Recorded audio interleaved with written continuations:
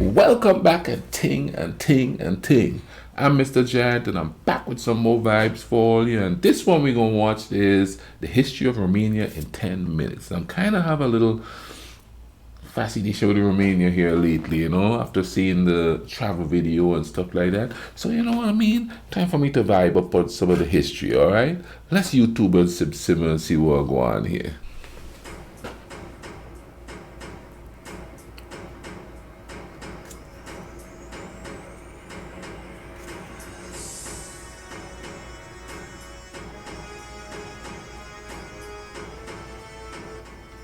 Romania, a nation of 20 million people, is located on the western shore of the Black Sea coast, north of the Danube River, and is dominated by the vast Carpathian mountain range.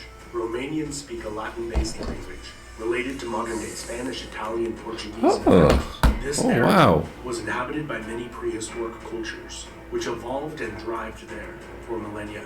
The controversial Tataria tablets, discovered on the Transylvanian plateau, are believed by some scholars to be the earliest form of writing yet uncovered, others believing the talismans to merely be meaningful symbols, later derivations of Mesopotamian scripts, or inauthentic.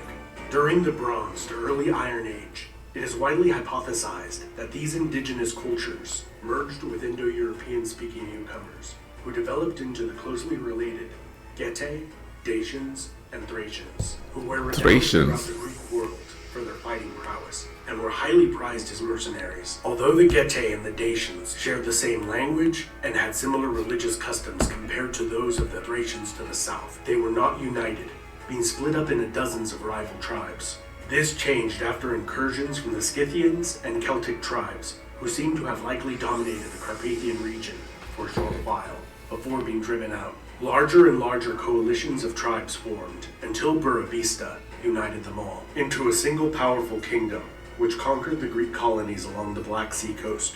During the Roman Civil War, Burebista allied with Pompey Magnus against the victorious Julius Caesar, who planned a campaign against this large threatening state on its northern border. This war would never come to pass, as Caesar and then Burebista both fell prey to the assassin's dagger in the same year.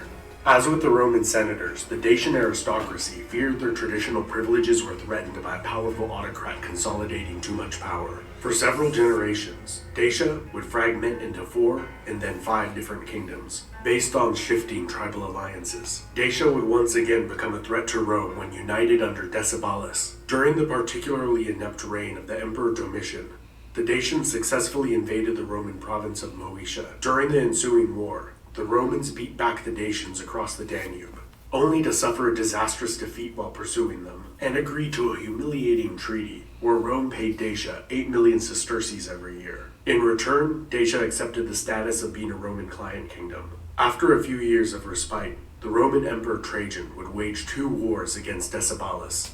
During these wars, the Dacians often used shock troops, armed with 2-handed swords that were so effective at piercing Roman helmets that they were modified with a pair of crossbars over the dome of the helmet to mitigate the damage from this weapon.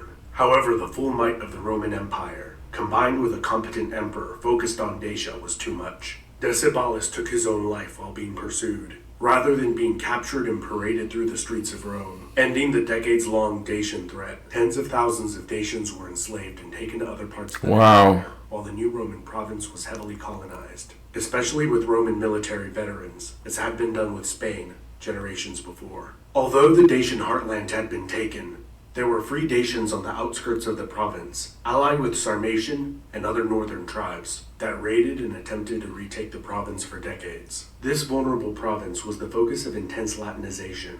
Of the many inscriptions of names found dating to Roman Dacia, a very high proportion are Latin. After 168 years, the Romans withdrew their legions south of the Danube River. The Germanic Visigoth tribe moved south to dominate the area afterwards. The Roman Emperor Constantine built a bridge across the Danube and re-established the Roman province of Dacia for a short time. Now, check it out. I've done like a lot of European history stuff on here, well, different European countries, and this one kind of feels different. You know what I mean? Maybe it's a different tribal names, or maybe because I've never actually paid much attention to the Romanian history in and of itself. But there's a sort of difference here. There seem to be a lot more Roman influence in it than in others. You know what I mean? I haven't heard them mention the Vikings once here. You know what I mean? But it just seems different than the others. Even though it's the same sort of things happening where tribes are coming in and controlling the area for a while and then going away, and a constant battle for the territory, it just seems different, and I don't know why. Let's keep watching this here.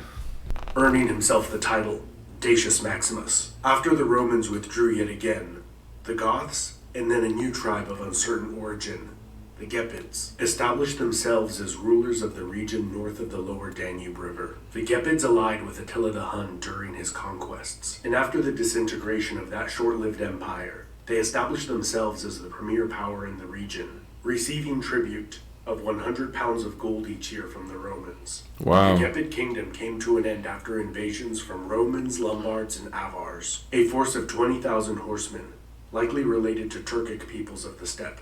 Initially allied with the Eastern Romans, they then terrorized the empire, taking over 200,000 captives. They were allied with migrating tribes of Slavs and Bulgars, who intermingled with and gradually replaced the Avars in a more established state. For hundreds of years, the First Bulgarian Empire came to dominate the entire region.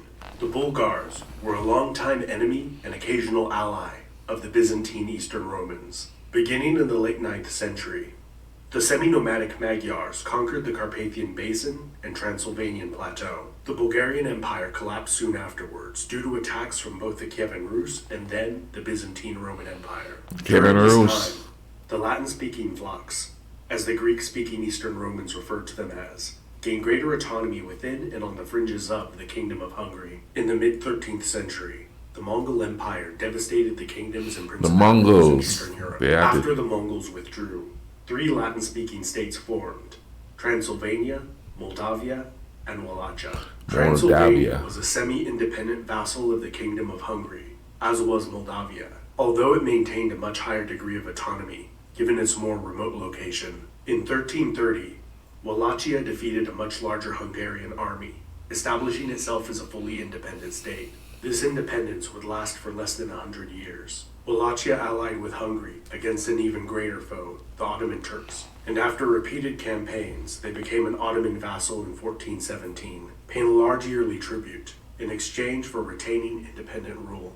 During the turbulent time that followed in Wallachia, they fought against themselves as often as they rebelled against the Turks, which was often, usually triggered by failure to pay the yearly tribute, most notably under Vlad Tepes, also known as Vlad the Impaler or Vlad Dracula. He became renowned throughout Europe, not only for the devastating defeats he dealt the Ottoman Empire, but also for his legendary cruelty, which hundreds of years later would inspire the fictional character Dracula. During the long reign of Vlad's contemporary, Stefan the Great of Moldavia, that state reached the height of its power, influence, and independence. One of the greatest military commanders of his day, he won 48 of 50 battles, and defeated larger armies of Polish, Ottoman, and Hungarians.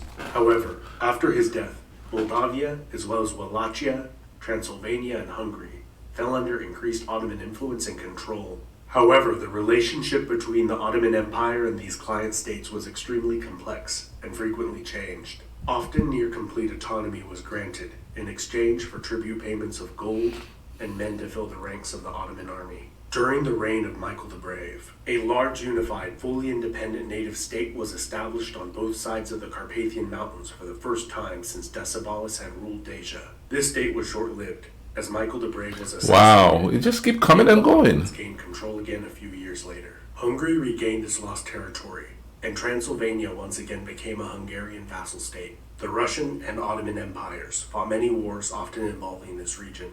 The early 19th century saw a brief period of Russian control of Wallachia and Moldavia, and a series of uprisings and rebellions against the Russian, Austro-Hungarian, and Ottoman rule, as nationalist sentiment continually grew. With the goal of uniting all Romanian-speaking people, Wallachia and Moldavia unified and obtained their liberty from the Ottoman Empire after the Romanian War of Independence with Russian support, establishing the Kingdom of Romania in 1881. With the outbreak of World War I, Romania declared neutrality as it was squeezed between three great powers. Romania joined the war 2 years later in 1916. By the war's end, Romania had suffered over 500,000 casualties. Wow. They had been motivated by the desire to join with the 3 million Romanians of Transylvania.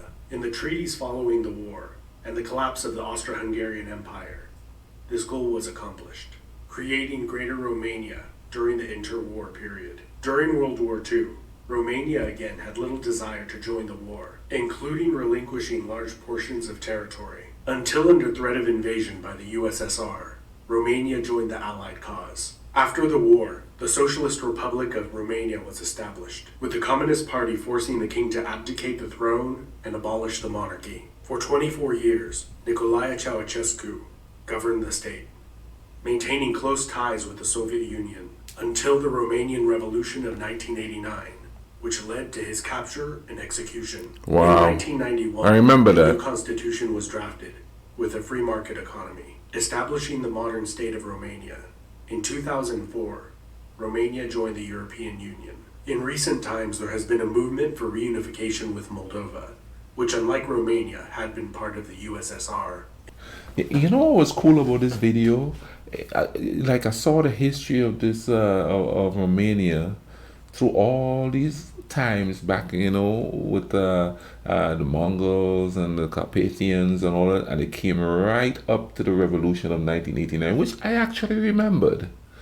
You know what I mean? So, wow, that was kind of cool, especially when I realized who the prime minister or the president was who got overthrown and his capture and stuff like that. I remember watching that stuff on the news. You know what I mean? So I kind of like how this video went right to the way up to where Iman was alive and, a young buck had taken of the land, That was kind of cool. I enjoyed this. I really did enjoy this video. I'm going to leave a link in the description to this video here for you all. And this was really cool. You all take care of each other, all right? Cool runnings.